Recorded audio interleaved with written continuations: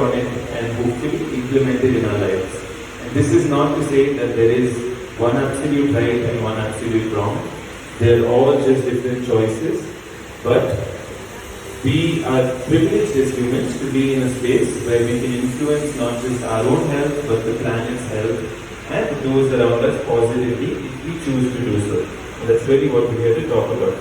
Another thing that I want to confess is I am an enthusiast and an explorer.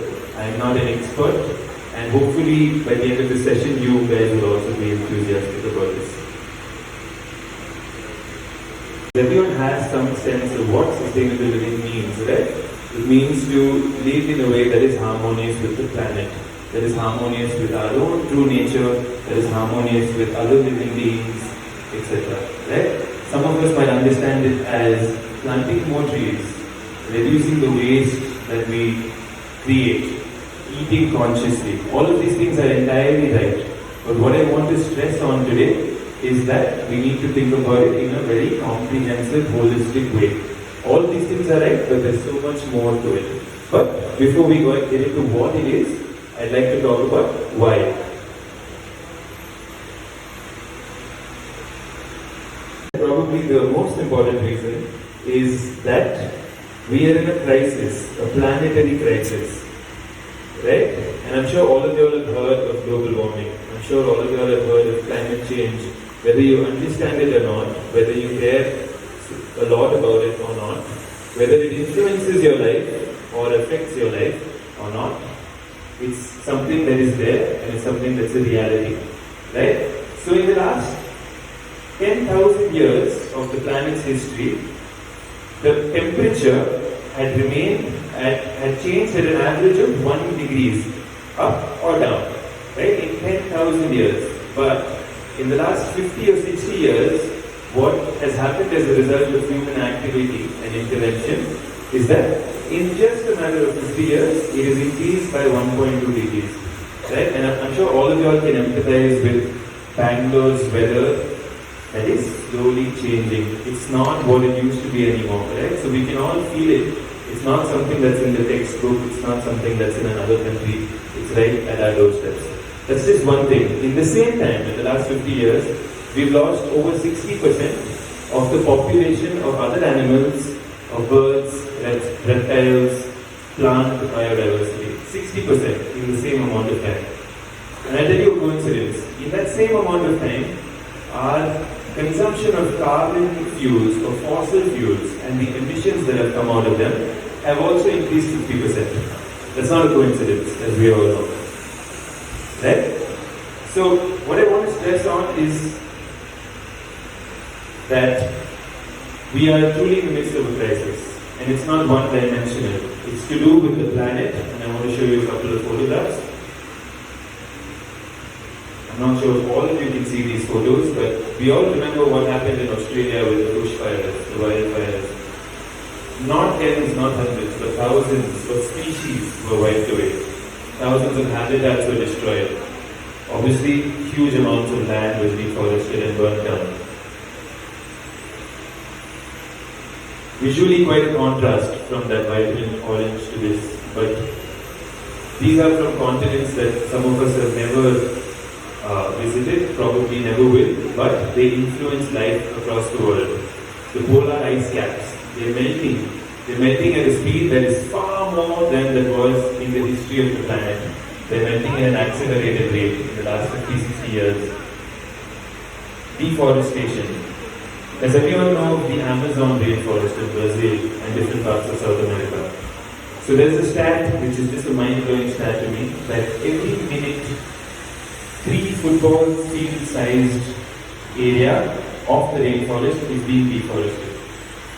To give you some context, a football field is probably 3 times as large as this space that we are in right now. So essentially 3 times of that every minute. So the time that I talk about is that sustainable conscious living is not just environmentalism, it's not just for the planet, it's also for human systems. But unfortunately we find ourselves in a space where human systems are also in crisis, are also in stress. Again, I want to show you a couple of photographs. It's a photo of a little boy in a home He's obviously a refugee. He's living in a makeshift little place with obviously not too much privilege that most of us have. But this is not just the only side of the socio-economic systemic issue. Right? 8 people in the entire world own as much as half of the world's population. Let me say that again. There are over 7 billion people in the world. Right? So half of that is 3.5 billion people.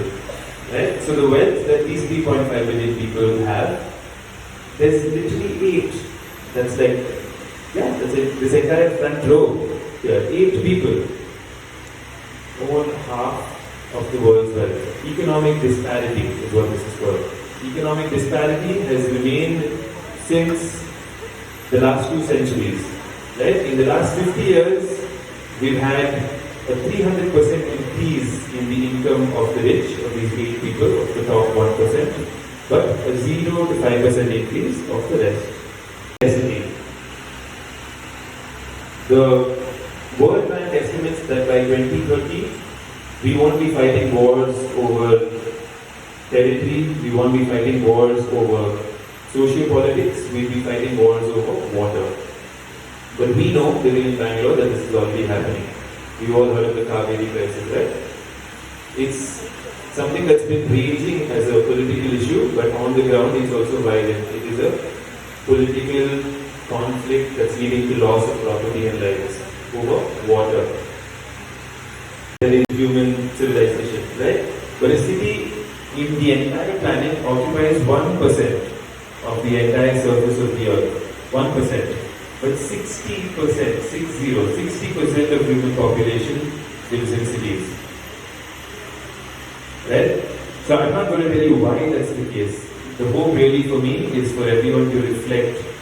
Right? For you to reflect to try and understand why this is the case. And what has happened as a result of that? The population has increased by 6 times. Again, last 40 years. We have lost nearly 90% of vegetation, plant life in the cities. Right? And there's so many other problems. Groundwater is depleting, we're running out of drinking water. Our bore wells are depleting every last drop of groundwater. Right?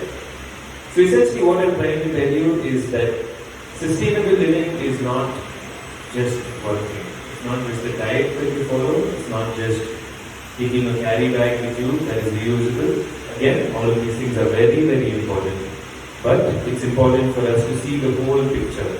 Right? It's important for us to look at it in a comprehensive way because everything is interconnected. And one very important thing in terms of solving this problem is this idea of reimagination. Right? We need to look at it outside of the box. These volunteers to try and embody reimagination. So what I have here are a bunch of objects that you will find very commonly all over the place. I have a clip, I have a pen, I have a cup, there's a plastic bottle, there's a plastic dabba, there is a loofah that some of us use, there's some tape, there's a book and a plate. Right? We all know what these things are normally used for. But what I want you guys to do, and I'll join the game with you, is to pick up one object and whatever comes to your mind. There is no wrong answer, there is no silly answer. What I want you to do is name a use for it that is different from its normal use. And if you like, I can start. So I play this game with a lot of children over here and they have the most incredible ideas. Unfortunately, us as adults have in some way lost our sense of creativity. So I'm going to steal this idea from a child that I played this with. This is a clip. But hey, check out my new earrings. Right? So that's how we play the game. Does anyone else want to go? Just going to do one round of it and then go ahead. I think so I can take help from my emoji. Please everything. For sure, this is water bottle. I am going to use bottle. Maybe I'll use it to carry water. That becomes my water bottle. I'll store oil in this so it becomes oil can.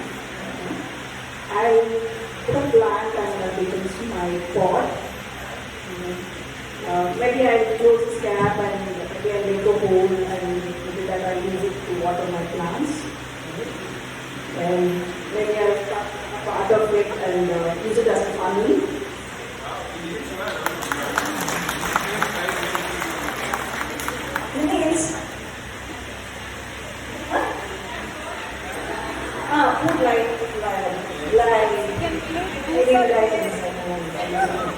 that I want to now get into is what is sustainability, right? We've talked about the different problems being connected, right?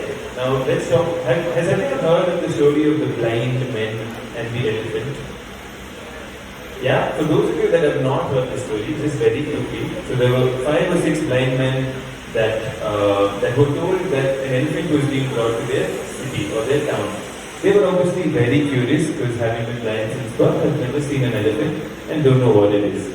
So they wanted to go touch it and examine it, right? So one person touched the trunk of the elephant and he's like, this is a really big snake. Another person touched the big leg of the elephant and like, this is a tree.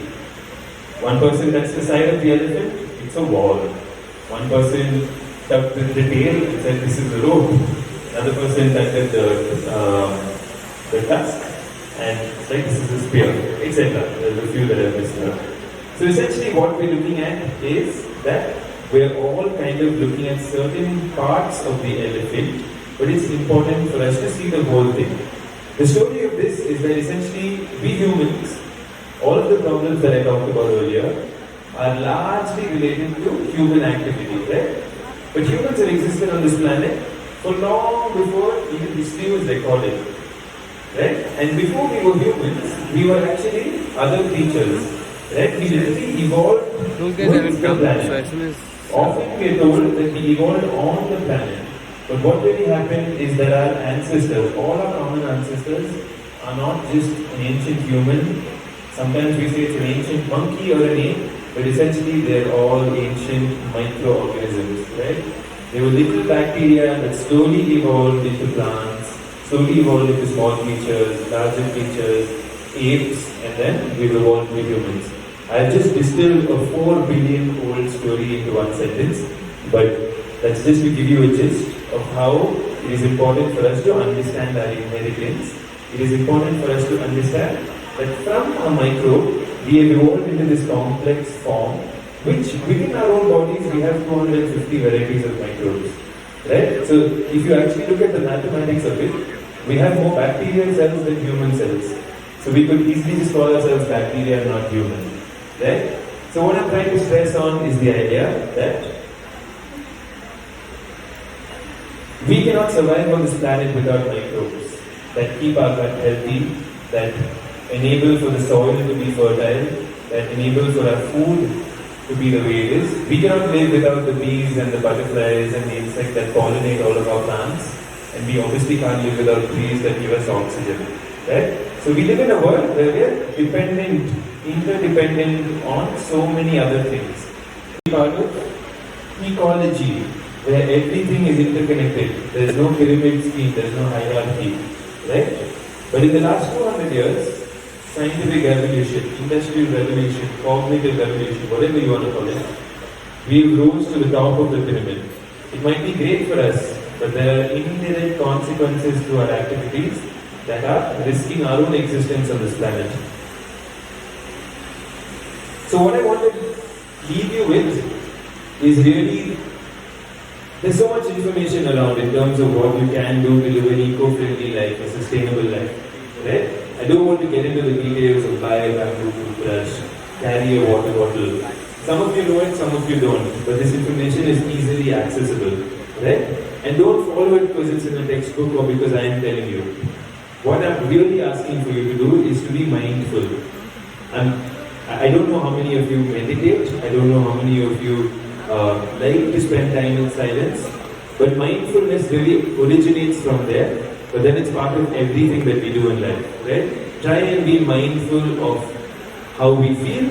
Try and be mindful of the consequences of our actions on us, on other beings, on the planet at large, right? And that leads to conscious consumption.